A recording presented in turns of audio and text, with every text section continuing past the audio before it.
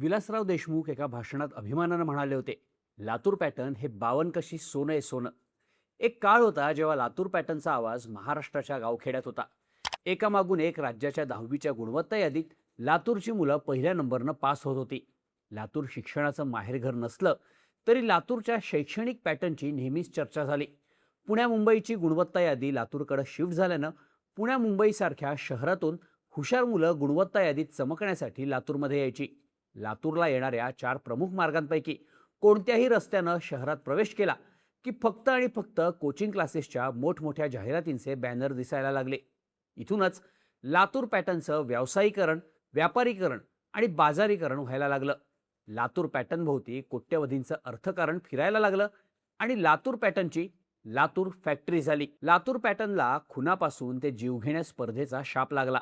विद्यार्थ्यांच्या गुणवत्ता यादीत झळकणारं लातूर पॅटर्नचं नाव गुन्हेगारीच्या रक्तरंजित प्रकरणांमुळे बातम्यांमध्ये झळकायला लागलं.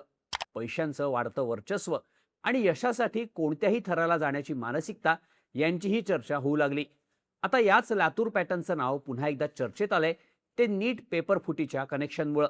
PV कुलकर्णी, शिवराज मोटेगावकर अशा लातूरमधल्या शिक्षकांनीच शिक्षणाचा बाजार मांडल्यानं लातूर पॅटर्नवर आता चिटिंग पॅटर्न म्हणून टीका होते.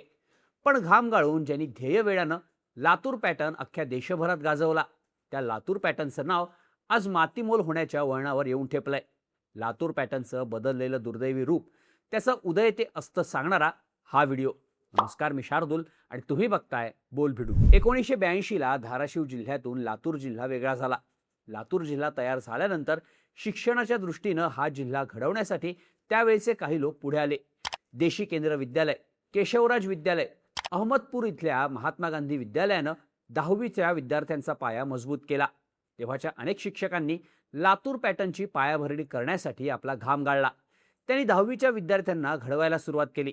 त्यांच्या अथक प्रयत्नांना यश आलं आणि लातूरमधल्या विद्यार्थ्यांची नावं मेरिट लिस्टमध्ये झळकायला लागली.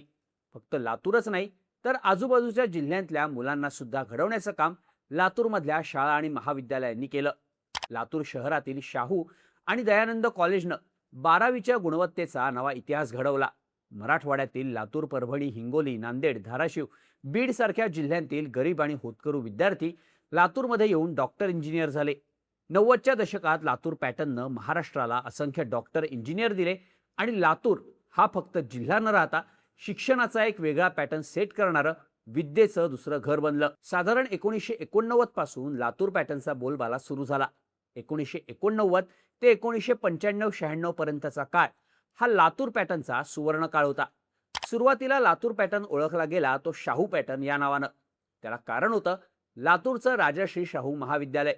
राजश्री शाहू महाविद्यालयाचे माजी प्राचार्य डॉक्टर JM वाघमारे यांच्यासोबतच माजी कुलगुरू शिवराज नाकाडे, कन्हैयालाल पुरोहित, नाय डोळे, प्रभुदेव स्वामी, VV ढोबळे, व्यंकटराव देशपांडे, दिगंबरराव होळीकर, तिवारी सर अशा अनेक शिक्षकांच्या एकत्रित प्रयत्नातून लातूर पॅटर्नचा पाया बांधला गेला आणि तो भक्कम करण्यात आला. सुरुवातीच्या काळात राजश्री शाहू महाविद्यालयामध्ये 10वीची गुणवत्ता यादी डोळ्यांसमोर ठेवून मुलांवर लक्ष केंद्रित करण्याचं ठरवण्यात आलं.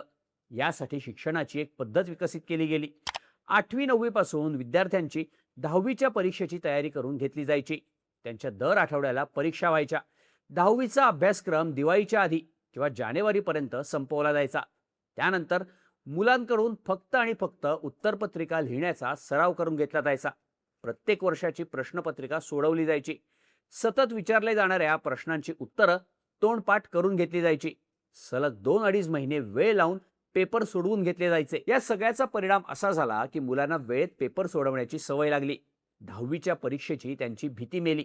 सतत पेपर सोडवून रीड अँड राईट मेथडने केलेला अभ्यास मुलांच्या जास्त लक्षात राहायचा. ह्या गोष्टींचा फायदा होऊ लागला आणि लातूरची मुलं राज्याच्या गुणवत्ता यादीत चमकू लागली. ही सगळी परिस्थिती 2000 सालापर्यंत कायम राहिली. पण नंतर महाराष्ट्राच्या कानाकोपऱ्यातून मुलं लातूरमध्ये यायला लागल्यानंतर खासगी क्लासेसचं प्रमाण सुद्धा वाढलं. दक्षिण आणि उत्तर भारतातून मोठ्या प्रमाणात लातूरमध्ये शिक्षक येऊ लागले. खासगी क्लासेसवाल्यांनी अशा शिक्षकांची भरती चालवली. आमच्याच क्लासचे जास्तीत जास्त विद्यार्थी टॉपर ही स्पर्धा सुरू झाली. या स्पर्धेतून हेवेदावे आणि संघर्ष सुद्धा वाढला. हाणामाऱ्या, आर्थिक वादाच्या घटनांनी वातावरण ढवळून निघालं आणि यातूनच ट्युशन चालक अविनाश चव्हाण यांच्या हत्येसारखी धक्कादायक घटना सुद्धा घडली. लातूर पॅटर्नच्या नावाखाली अनेक खासगी क्लासेसवाल्यांनी आपले स्वतंत्र पॅटर्न जन्माला घातले. यातलाच एक शिवराज मोटेगावकरचा RCC पॅटर्न. मोठमोठ्या जाहिराती करून रील्सवर स्टायलिश भाषणं झाडून मोटेगावकरने मोठी प्रसिद्धी मिळवली. गल्लीबोळात सायकलवर फिरून विद्यार्थ्यांच्या घरी जाऊन शिकवणारा मोटेगावकर कोट्यवधींचा सम्राट झाला. प्रत्येक विद्यार्थ्याकडून 50,000 ते 1,00,000 रुपयांपर्यंत फी घेऊन मोटेगावकरनं ही सगळी माया जमवली. गेल्या 23 वर्षात मोटेगावकरनं मोठं नाव कमवलं. पण आपल्याशिवाय, आपल्या RCC क्लासशिवाय दुसरं कोणीच मोठं नाही हे दाखवण्यासाठी मोटेगावकरनं आपल्याकडे असलेल्या प्रचंड पैशांचा गैरवापर केला. आपल्या क्लासेसच्या परीक्षांमधले जास्तीत जास्त प्रश्न नीटच्या मुख्य परीक्षेत जसेच्या तसे येतात हे दाखवून देण्यासाठी त्याने गलिच्छ प्लॅन केला. थेट नॅशनल टेस्टिंग एजन्सीच्या पेपर सेट करणाऱ्या कमिटीवरच त्याने आपल्या क्लासचा शिक्षक PV कुलकर्णीला सेट केलं. कुलकर्णीनं तयार केलेले प्रश्न त्याने आपल्या क्लासेसमधल्या मुलांना वाटल्याचा आरोप मोटेगावकरवर आहे. आपण परीक्षेआधीच पेपर फोडल्याचं माहीत असून सुद्धा मोटेगावकरनं आपल्याच विद्यार्थ्यांना कॅमेरासमोर नीटच्या परीक्षेत आपल्या क्लासच्या परीक्षांमधले किती प्रश्न आले असं विचारत आपल्या क्लासेसचं नाव मोठं करण्याचा लाजिरवाणा प्रयत्न केल्याचं बोललं जात आहे. यामुळे लातूर पॅटर्न पुन्हा एकदा बदनाम झालाय. फक्त याच वेळी नाही तर याआधी सुद्धा पेपरफुटी प्रकरणात लातूर पॅटर्नचं नाव चर्चेत आलं होतं. 2024 मध्ये म्हणजे 2 वर्षांपूर्वी नीटचे पेपर फुटले होते. त्यावेळी सुद्धा या प्रकरणात लातूरचं नाव आलं होतं. केवळ नावच आलं नव्हतं तर लातूरमधून पेपर फोडणारं एक मोठं रॅकेटच उद्ध्वस्त करण्यात आलं होतं. त्यावेळीही पेपरफुटी प्रकरणात खासगी क्लासेसचीच नावं समोर आली होती. विद्यार्थ्यांच्या भविष्याशी खेळणाऱ्या रॅकेटमुळं एकच खळबळ उडाली होती.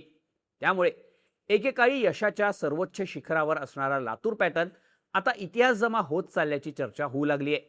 मेरिटमध्ये हमखास मुलं आणण्याची गुणवत्ता असलेला लातूर पॅटर्न आता आपल्याच अस्तित्वाची परीक्षा देतोय. ज्यांनी हा पॅटर्न उभा करण्यासाठी कष्ट घेतले आज त्यांचाच आदर्श पुसला गेलाय. PV कुलकर्णी, शिवराज मोटेगावकर अशा बाजारू शिक्षकांमुळे लातूर पॅटर्न कलंकित झालाय एवढं मात्र नक्की.